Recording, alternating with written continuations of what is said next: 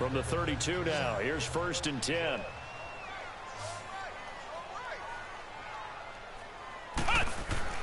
They go play action here on 1st down. Nowhere to go here. He lost the football. But it looked like a Rams player was able to get his hands on it, yes. So they will hold on to the football indeed. On plays like this where the ball comes free, it's often unusual for the team that lost it to get it back. Because this is the quarterback. The ball gets away from him. Everyone else is trying to execute what they're supposed to do on offense. They're usually looking in the other direction, downfield, or have moved away from him. In this case, though, a teammate is able to come up with the ball. The 1st down play, to be frank, nothing short of awful, and now they have to deal with 2nd and very long. To throw on 2nd down, Holmes. And he takes a shot on the release as this will be incomplete.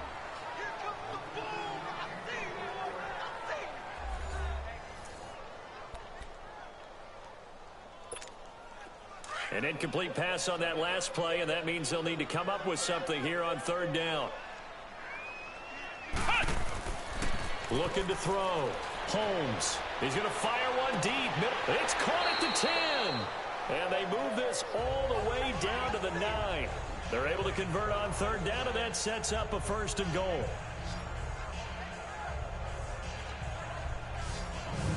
We saw him hit a big play there on a deep post. And most of the time, the post isn't available because usually you have defenders in the middle of the field.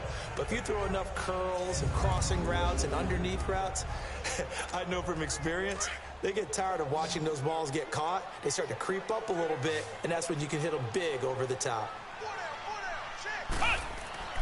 Back to throw. Holmes. And he'll get into the end zone. Touchdown, Rams. Good job, guys.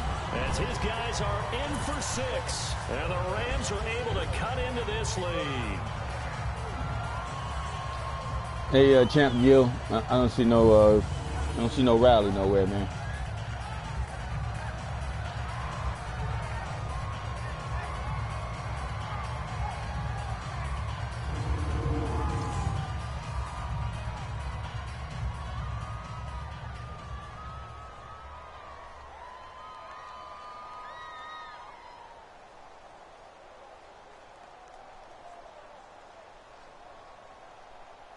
No Marco Polo, no nothing.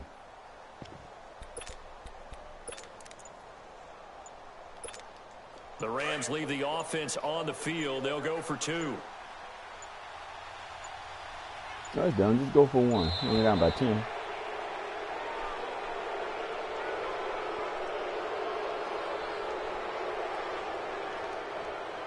This certainly feels like they were wanting to go for 2, but weren't really sure they should go for 2.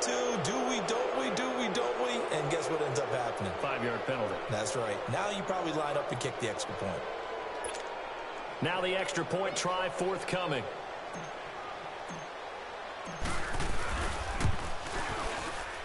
Point after, right down the middle. And the lead is trimmed down to 10. So that drive spanned 5 plays. And the result for the Rams, a touchdown.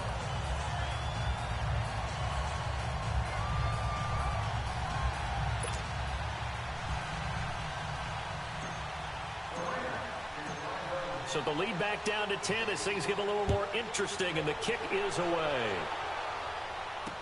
This is taken about 7 yards deep.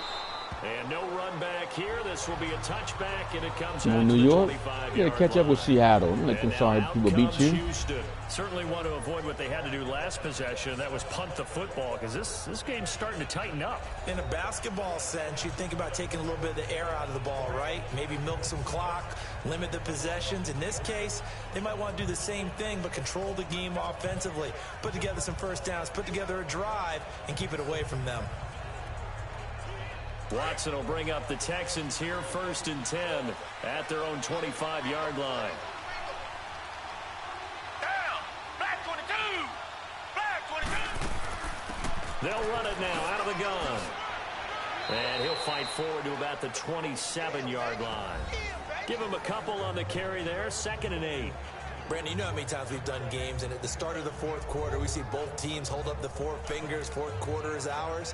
Well, how about this drive? You saw the four fingers for 4-minute offense, and this offensive line has really hunkered down and established themselves. And this is where they say, put the game on our shoulders, we'll lead the way, right? No doubt about it, and let me tell you, if you're a running back, all you want to do is get behind those big fellas, have a little vision, and find some space. And a solid way to do that on the first play of the drive there. Here's Watson now on second down. Space to maneuver at the 40. Throwing left side here, and it's complete. 70th catch for him on the year, and like so many others, this goes for a first down. Defensively, they're okay with that. Short little route, tackle him inbounds. Okay. All right, cliche alert. It's time for someone to make a play because they've got to have something bigger downfield. They can't just take what they give them. They've got to force it and make something big happen for them.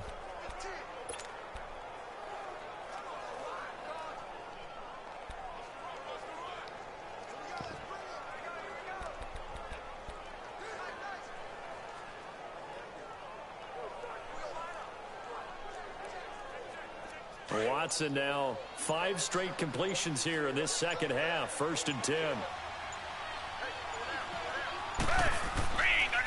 And on the ground they go with a running back.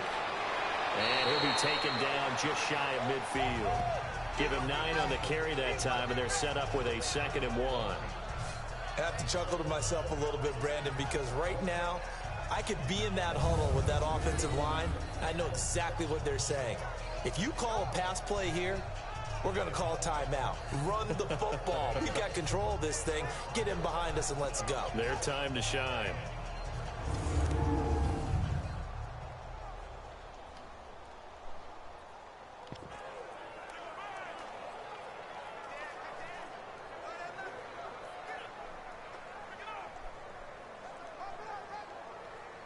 They don't need to run another play here before the 2-minute warning. Let's see if they do it anyway. Time for a break. We'll come back and see this one out after this.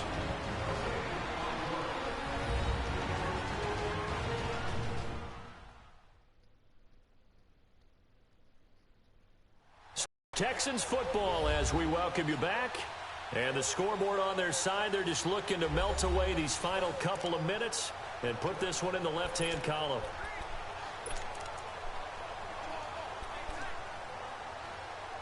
Another yard would probably put this thing in the books. It's 2nd and 1.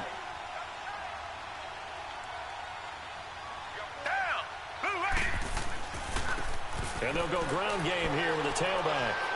And he'll take it down shy of the 45 at the 46. They get 6 on the pickup there as the drive will continue. Yeah, they really needed to get something going, didn't they? They had punted on the last 2 possessions.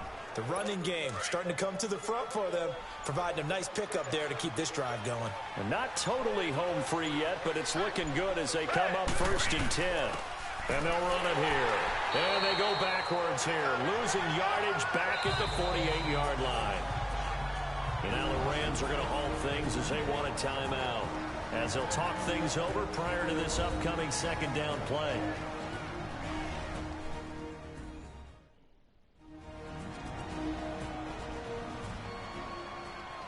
The defense, they got a little bit of a breather. Now they're back and set as we resume play. 2nd and 12, and you'd have to assume another all-out effort to stop the run is coming.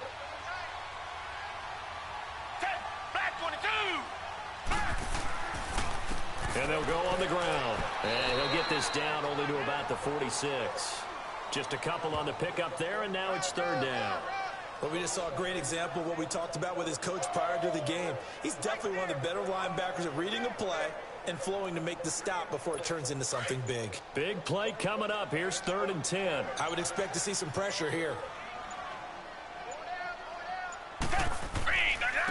And they'll try the ground game here with the running back. And he'll lose yardage here, back at the 47. And the Rams are going to go ahead and take another timeout, as they'll stop it with 25 ticks remaining on the clock.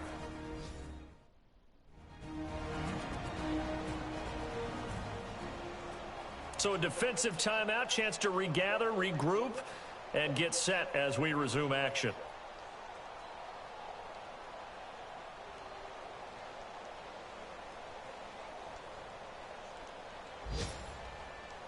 The Texans send the punter out as he'll punt it away for the 4th time today. And that is much too long. That's into the end zone for a touchback.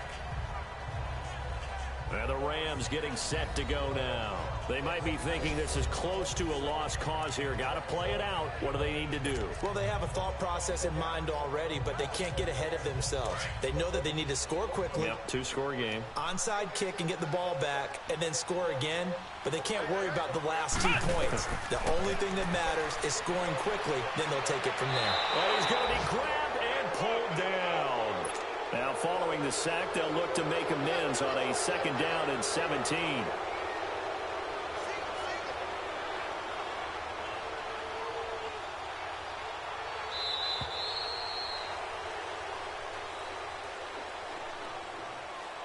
Hey, dummy. All right, Coach, I believe you. Charles, we saw